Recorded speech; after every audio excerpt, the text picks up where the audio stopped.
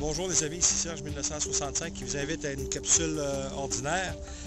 Quoique c'est jamais ordinaire quand on parle du Seigneur Jésus. Et aujourd'hui, mon thème, c'est « Tout sauf Jésus » ou ça s'adresse à ceux qui font partie du mouvement du TSJ, « Tout sauf Jésus ». Et je vais vous lire un petit passage pour commencer, quelques petits versets. Au psaume 22, il est écrit « J'annoncerai ton nom à mes frères, je te louerai au milieu de la congrégation », verset 22. Psaume 22, verset 27, il est écrit « Tous les bouts de la terre se souviendront et ils se tourneront vers l'Éternel et toutes les familles des nations se prosterneront devant lui. » Et c'est une belle promesse.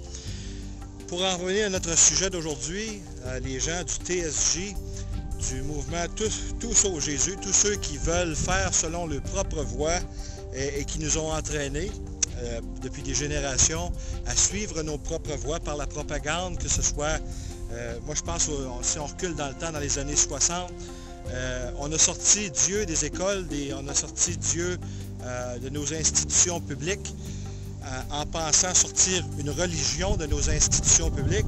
Mais le problème, c'est qu'on s'est débarrassé de Dieu en même temps. On a jeté le bébé avec l'eau du bain.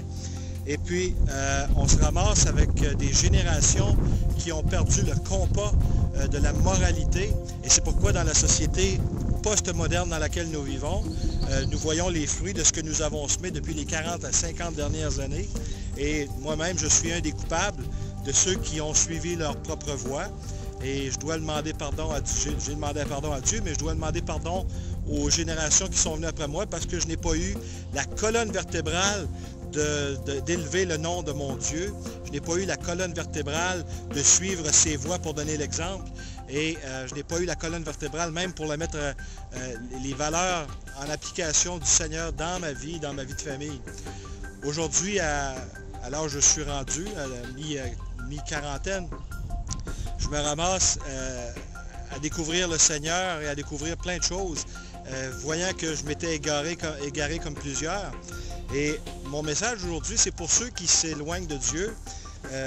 Dans le psaume 14, il est écrit « L'insensé a dit en son cœur qu'il n'y avait pas de Dieu. » Et si vous regardez la Révolution tranquille des années 60 au Québec, les gens se sont dit « Ah, la science prouve que Dieu n'existe pas et que le Big Bang et la théorie de l'évolution de l'espèce. » Bien, lorsque moi je réfléchis à ce que Dieu a dit dans sa parole, que l'insensé a dit dans son cœur que Dieu n'existe pas, et que je vois ce que la théorie de l'évolution de l'espèce enseigne, que nous sommes le produit de la boue cosmique et de l'agencement de cette boue pour former des insectes ou former des amibes ensuite qui auraient évolué en toutes sortes d'animaux jusqu'aux singes duquel nous descendrions.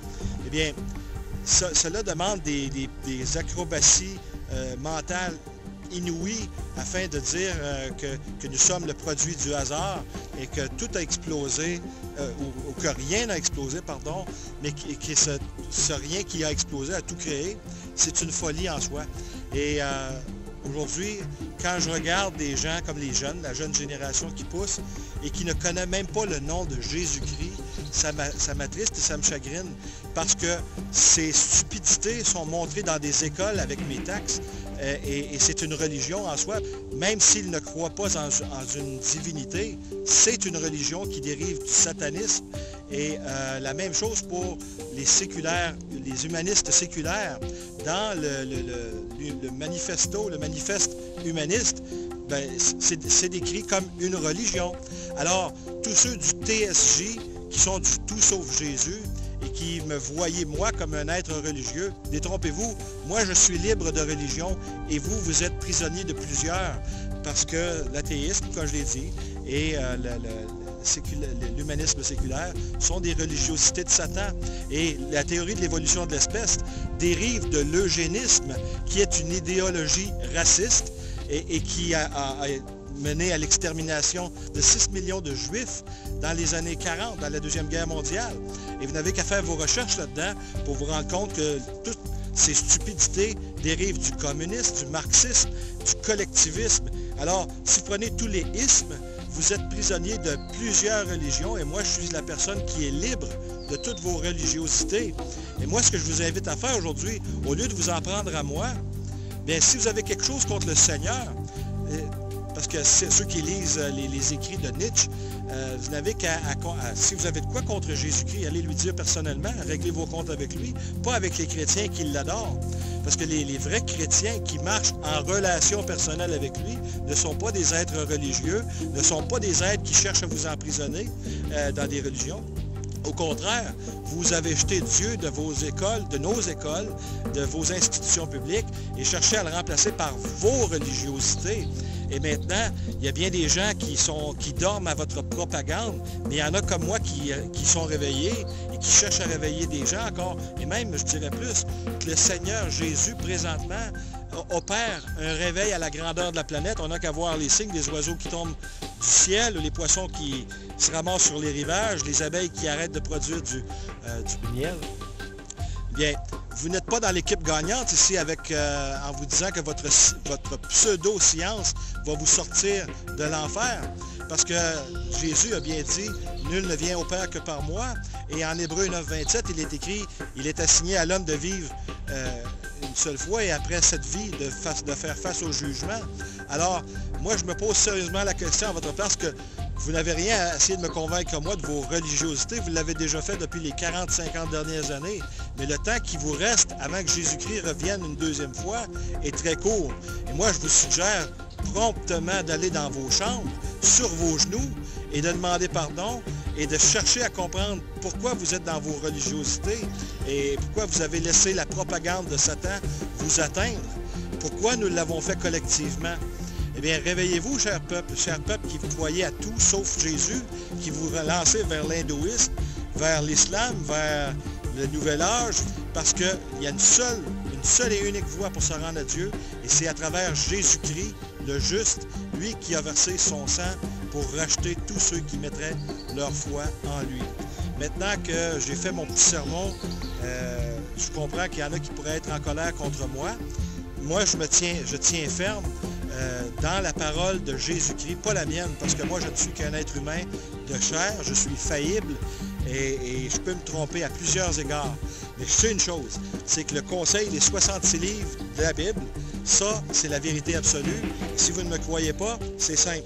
Vous avez un travail d'enquête à faire et je vous invite à considérer le travail d'un Américain nommé Simon Greenleaf qui a travaillé à établir des preuves matérielles pour la résurrection de Jésus-Christ. Lui qui était, je ne sais pas s'il était athée, en tout cas il n'était sûrement pas croyant et il a établi des preuves irréfutables pour la vie, la mort et la résurrection de Jésus-Christ comme preuve à établir en cours même. Et nous avons aussi un contemporain du nom de Josh McDowell, un apologiste, qui a écrit le livre anglophone qui dit The New Evidence That Demands a Verdict, la nouvelle évidence qui demande un verdict, si vous voulez traduire rapidement en français. Eh bien, ces deux personnes sont des gens qui ont fait, comme à partir de leur incrédulité, on fait un travail d'enquête parce qu'ils ne croyaient pas les chrétiens sur parole.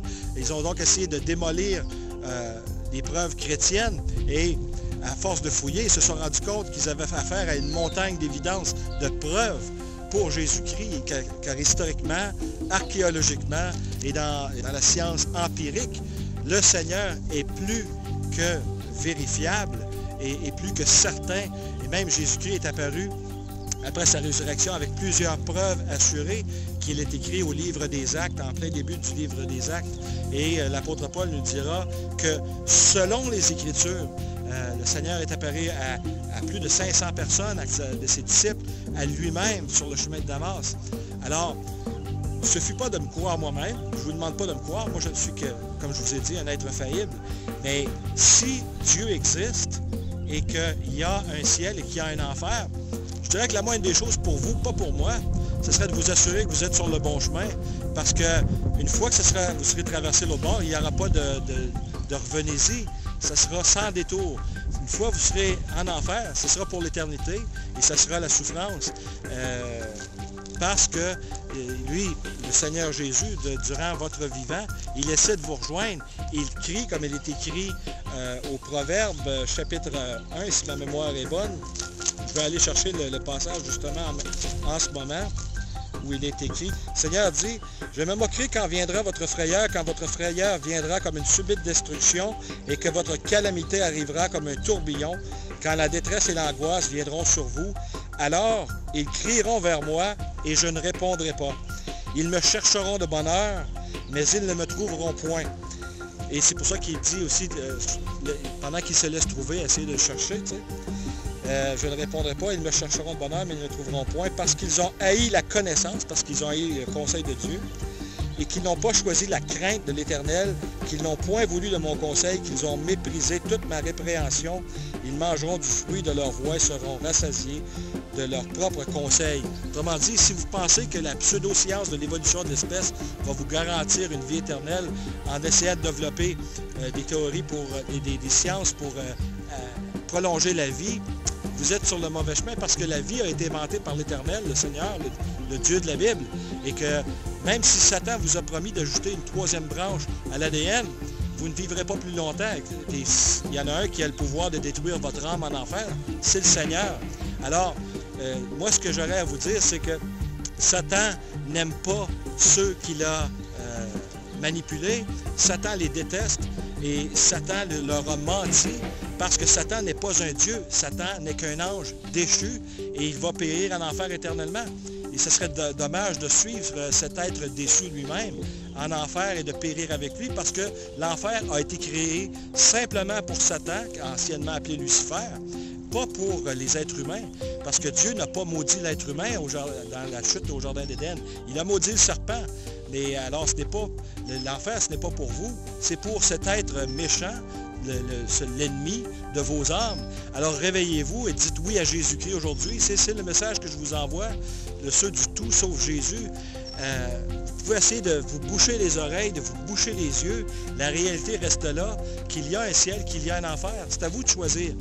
Moi, je ne peux pas vous forcer, je ne peux pas vous tordre le bras, mais j'essaie de vous influencer dans la bonne direction, par contre, et le choix demeure à vous, que je respecterai. J'aime mieux parfois même un athée, un parfait athée qui me dit « Je ne veux rien savoir de ton Dieu ».